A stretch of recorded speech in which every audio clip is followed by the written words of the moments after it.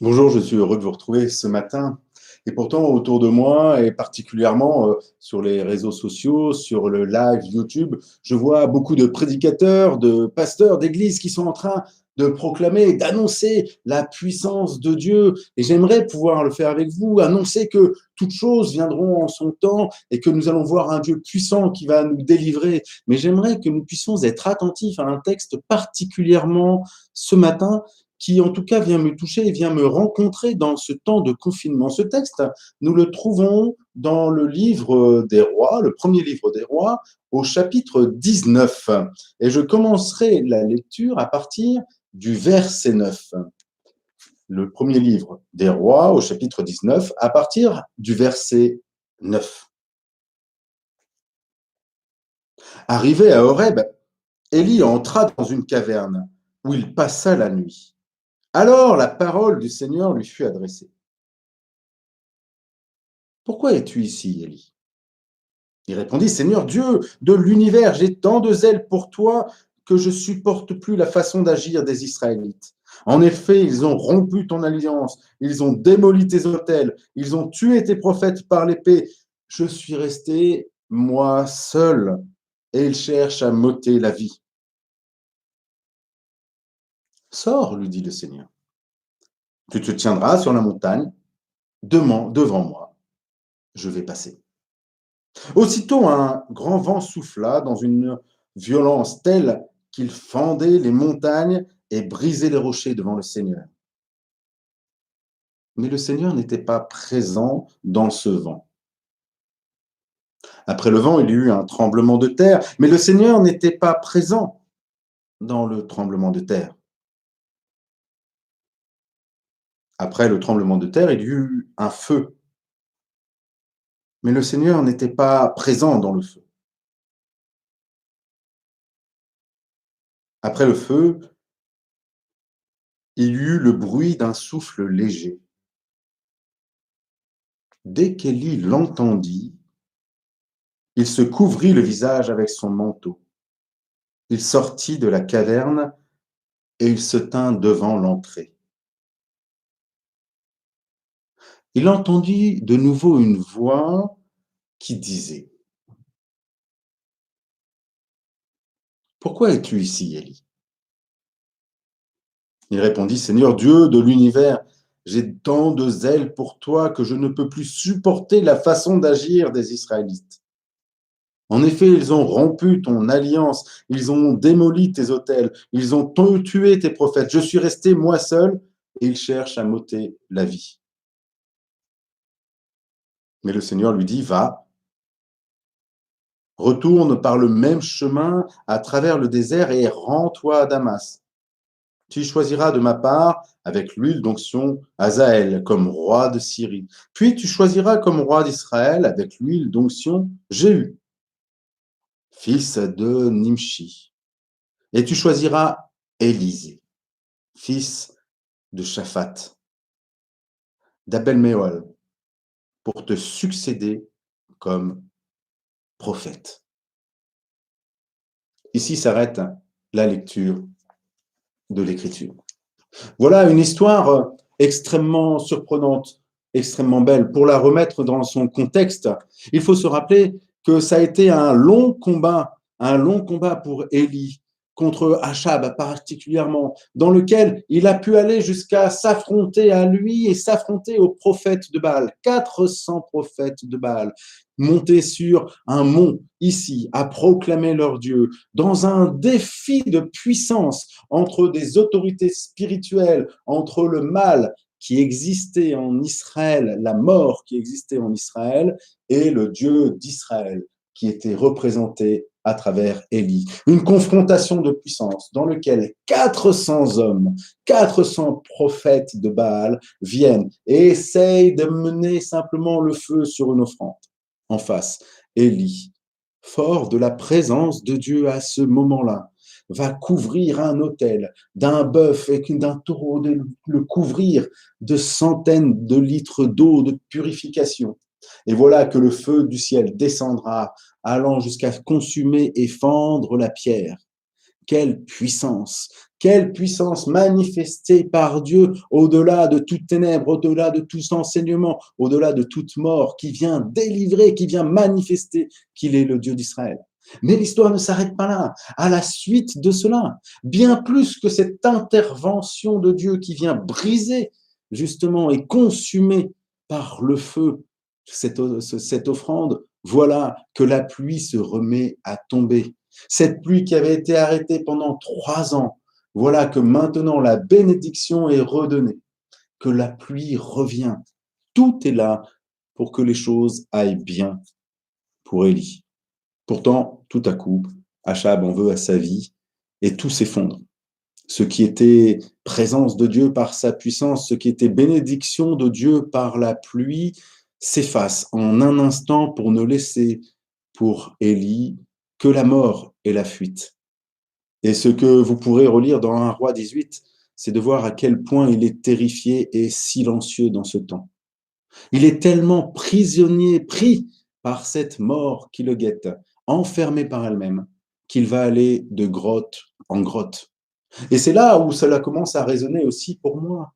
Nous sommes passés d'une période dans laquelle, dans nos églises, dans nos vies spirituelles, même si nous avions des tourments, même si nous demandions à Dieu d'agir, nous étions dans une réalité de grâce relativement, voire profondément bénie, comme l'eau qui a été donnée à Israël, voire dans des temps dans lesquels nous avons vu la puissance de Dieu agir. Et voilà que tout à coup, nous nous retrouvons, chacun d'entre nous, confinés, nous aussi, dans une grotte, comme Élie, dans sa grotte, dans cette cave, dans cette grotte dans laquelle Élie est. Voilà que il s'endort au pied d'un arbre.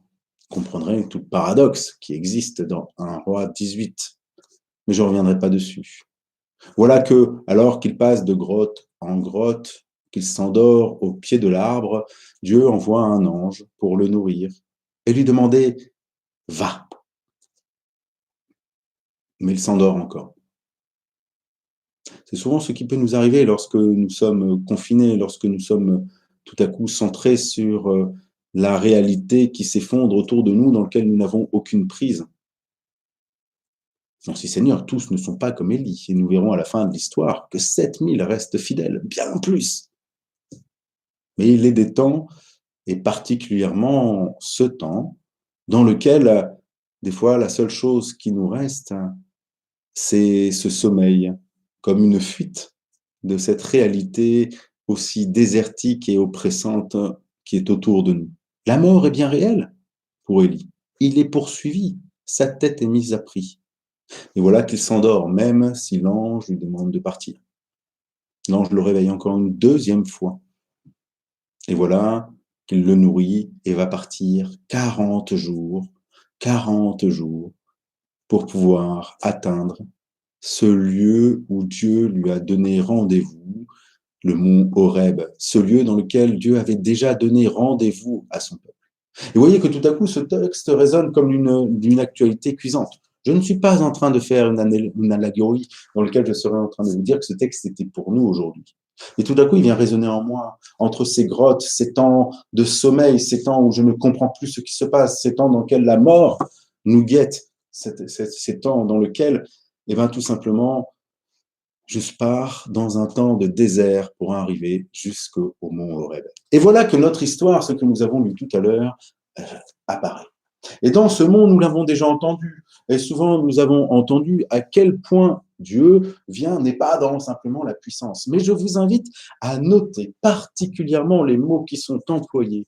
Car ici, il n'est pas simplement fait référence tout à coup d'un Dieu qui veut parler à Élie et qui n'est ni simplement dans le vent, dans le tremblement de terre et dans le feu pour dire qu'il est dans le calme. C'est bien plus profond que ça. Bien plus profond que ça.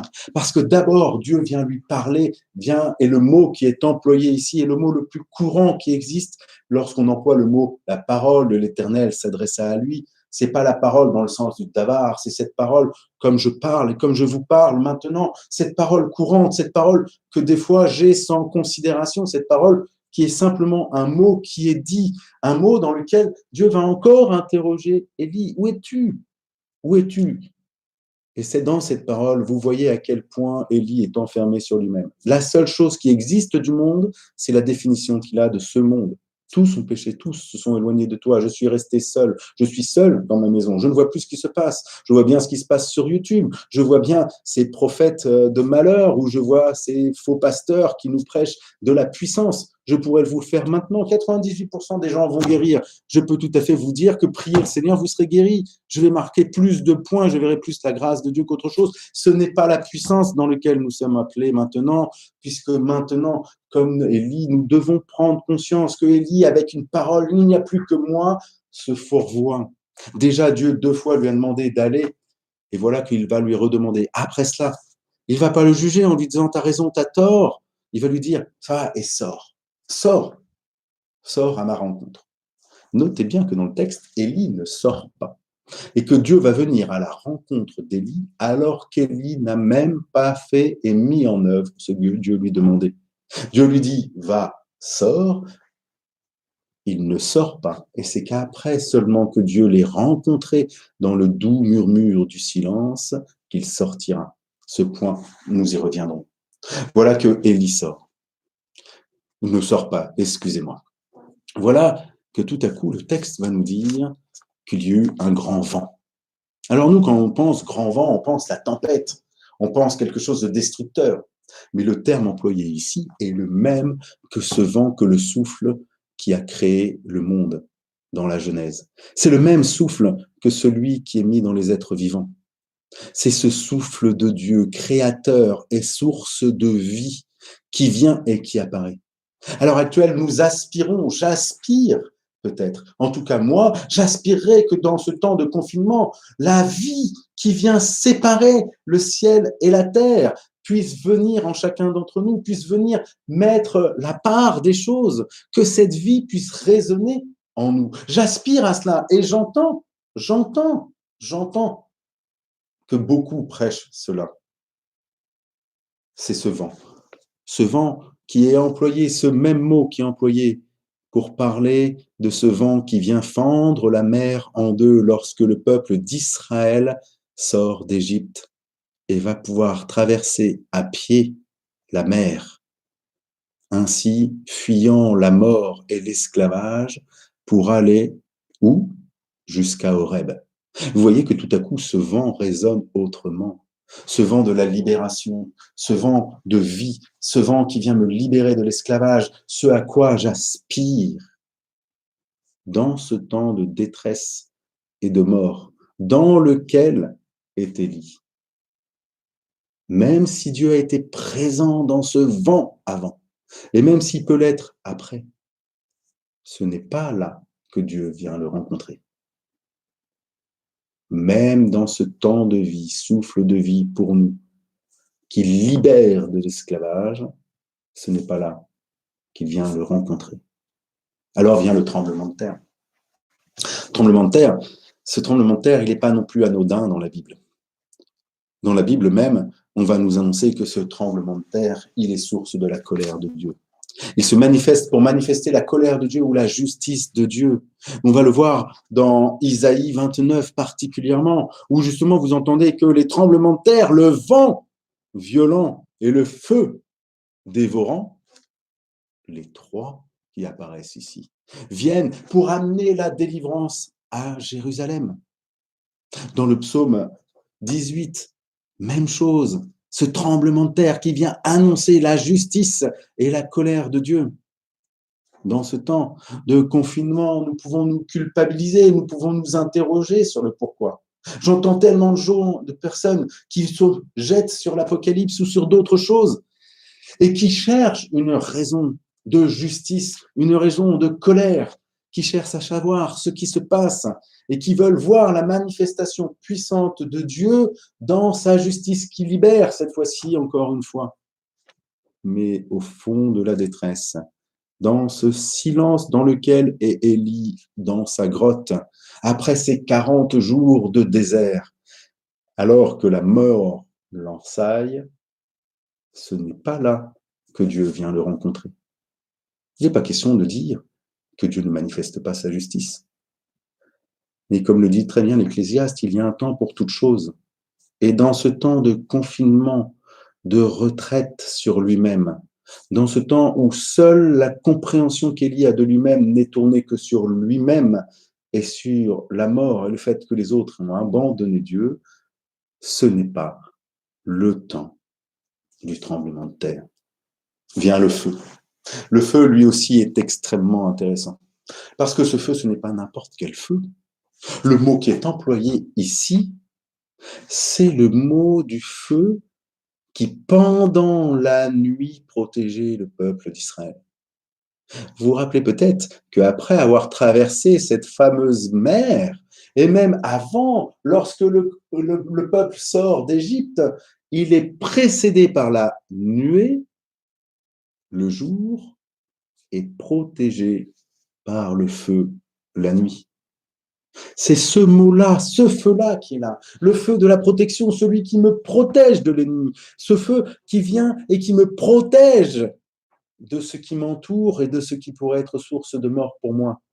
Bien plus, ce mot feu va être utilisé dès la Genèse pour le sacrifice, lorsque Dieu vient séparer le sacrifice, va être utilisé dans le Lévitique pour nous parler de tous ces sacrifices faits par le feu.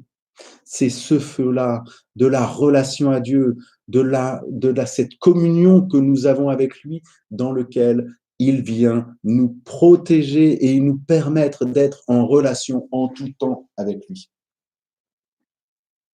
Mais pour Élie, dans ce temps de confinement, dans cette grotte, dans ce temps de silence, dans ce temps dans lequel il se croit seul, il se sait pour lui-même seul, abandonné des autres.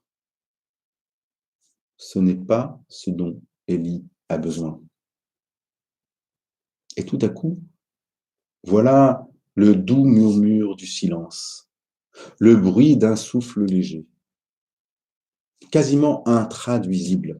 Tout simplement parce que ici, on nous parle du bruit et du silence en même temps. Comment le silence peut-il faire du bruit? Comment le silence peut-il être un souffle? Et bien plus compliqué encore. Le mot employé ici pour ce silence n'est employé que 3 fois dans l'Ancien Testament, ici dans le livre de Job et dans le psaume 107. Et c'est ce psaume 107 qui nous apporte un éclairage extraordinaire. Dans ce souffle, dans ce silence, dans ce qui est imperceptible, le psaume 116 l'utilise en disant que le Fils de l'homme vient transformer l'orage en brise. Le Fils de l'homme vient transformer l'orage en silence. Le Fils de l'homme vient transformer l'orage en paix. Ici, le silence dont on parle est tout à coup non plus quelque chose qui vient se manifester, mais qui vient transformer la nature même des éléments qui l'entourent. Et bien sûr, nous pensons automatiquement à ce temps où Jésus-Christ lui-même, lui le Fils, alors qu'il est sur la mer, déchaîné, alors que la mort semble triompher, va apaiser la tempête. C'est-à-dire vient changer la nature même de la mort, ne faisant plus d'elle celle qui me définit. Et c'est bien là tout l'enjeu pour Élie. Jusque-là, dans sa fuite, dans cette course ou dans ce sommeil de grotte en grotte, ce qui définissait Élie, c'était la mort. Et c'était le rapport à sa propre existence qui était en jeu. Mais voilà que c'est une transformation profonde qui vient s'opérer en lui à travers le murmure du silence, l'amenant à ne plus être défini par la mort, défini par ce qui pourrait le faire mourir, défini par celui qui pourrait lui en vouloir ou par ceux qui pourraient le suivre avec lui, par ceux qui pourraient l'encourager autrement. Tout à coup, une référence autre se greffe en lui. Ce n'est plus la mort, C'est la présence de Dieu silencieuse et dans le silence qui l'amène à enfin sortir de sa grotte. Enfin sortir et se couvrir, comme Moïse a pu le faire. Ce feu, ce tremblement de terre, ce souffle de vie, nous les retrouvons avec Jésus-Christ. Qu'est-ce qui se passe à Pentecôte? Qu'est-ce qui se passe après la résurrection? Les tombeaux s'ouvrent, les morts ressuscitent. Le feu de l'Esprit vient sur les disciples. Un souffle de vie, le souffle de l'Esprit Saint, manifestant la présence. Mais tout cela ne peut avoir lieu que parce qu'il y a d'abord eu un silence profond, lui aussi de 40 jours, vous noterez. Un silence profond dans lequel la nature même de ce qui nous définit a été transformée. Le silence de la croix. Le silence de cette mort de Jésus-Christ sur la croix. Nous aspirons la plupart du temps à vouloir voir le feu de l'Esprit, à vouloir vivre l'Esprit en nous, à vouloir voir la puissance de la résurrection dans nos vies. Nous aspirons, et nous avons très certainement bien raison, de vouloir aspirer au tremblement de terre, au feu comme au vent. Mais tout cela, pour les disciples comme pour nous-mêmes, ne peut exister sans qu'il y ait d'abord en nous un silence qui se fasse. La transformation ne vient pas d'une intervention brutale et violente dans nos vies, mais vient de ce silence, de la mort du Christ sur la croix, qui vient triompher de la tempête, qui vient triompher de la mort. Ce doux murmure du silence. Notre nature est transformée non pas par le miracle, non pas parce que tout à coup la mer s'est ouverte devant nous, le peuple d'Israël va renier, va ensuite rejeter Dieu, ne se manifeste même pas parce que l'effusion de l'Esprit descend sur eux. Regardez comme il est compliqué pour les premiers chrétiens d'accepter que d'autres le reçoivent aussi. Notre identité, tout cela n'est que le fruit et qu'un bénéfice, qu'une manifestation, plus que bénéfice, excusez-moi pour ce terme qui n'est pas complètement à propos, mais une manifestation d'une transformation de notre nature profonde. Nous ne sommes plus définis par la mort. Ce n'est plus Achab qui nous définit. Ce ne sont plus ceux qui croient ou qui ne croient pas qui nous définissent. Ce n'est plus une doctrine, la loi qui nous définit. Ce qui nous définit, c'est que face à la mort, le silence s'est posé et a transformé notre relation. Ce silence de la croix vient me dire, qu'aujourd'hui, enfermé chez toi ou sur le front, dans un hôpital ou simplement à être à celui qui vend ce dont nous avons besoin dans nos supermarchés ou ailleurs, quel que soit l'endroit où tu es. Ce qui te dit qui tu es. Ce n'est plus la mort, la peur du coronavirus, la peur d'autres maladies, la peur de l'isolement. Ce n'est plus cela, ce n'est pas cela. C'est la rencontre dans le silence de celui qui a vaincu la mort. Alors, je voudrais vous inviter et vous encourager dans ce temps de confinement à profiter de ces 40 jours pour aussi accueillir le silence, accueillir une autre forme de la présence, c'est la présence primitive du Christ en nous. Non pas dans sa manifestation de puissance, mais dans ce doux murmure du silence. Nous pouvons profiter de ce temps pour faire des jeûnes, non pas de nourriture, mais de tout ce qui nous parasite. Nous pouvons peut-être nous déconnecter, non pas toute la journée pour rester en lien avec les autres, mais choisir 1 heure, 2 heures, 3 heures dans la journée dans laquelle il n'y aura aucun écran. Choisir une demi-heure, un quart d'heure dans lequel, même si nous n'avons qu'une pièce ou 2 pièces, nous allons, pourquoi pas même dans les toilettes, s'il c'est le seul endroit, ou dans la salle de bain, pour prendre un temps de recul et laisser aussi la vertu de cette rencontre de Dieu dans le silence, dans l'humilité de la croix. Amen. Et je voudrais finir avec vous en partageant avec vous aussi un chant. Ce chant, c'est toi qui gardes le silence.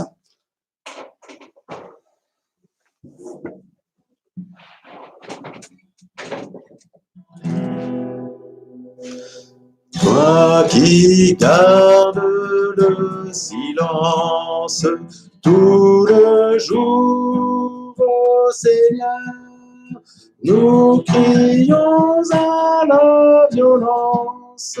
Ne vois-tu pas nos souffrances? Es-tu mort, ô Seigneur? Es-tu mort, ô Seigneur? Tu partages nos souffrances sans un cri, ô Seigneur. Nous t'attendions en puissance, mais tu viens sans apparence. Tu t'es fait serviteur, tu t'es fait serviteur. Et les forces ta faiblesse sur la croix, ô Seigneur, par tes liens tu nous délivres, par ta mort tu nous fais vivre. Tu es grand, ô Seigneur, tu es grand, ô Seigneur.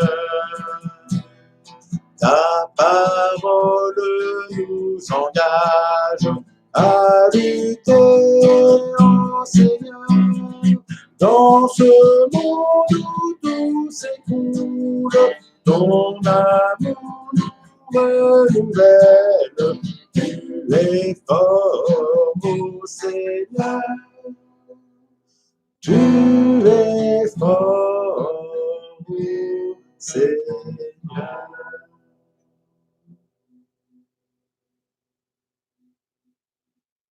Que notre Seigneur vous bénisse et vous garde. Lui qui sait être le feu dans nos vies, nous protégeant, celui qui sait être ce tremblement de terre, venant manifester sa colère, sa justice et notre délivrance, celui qui sait être souffle de vie, nous apportant la vie.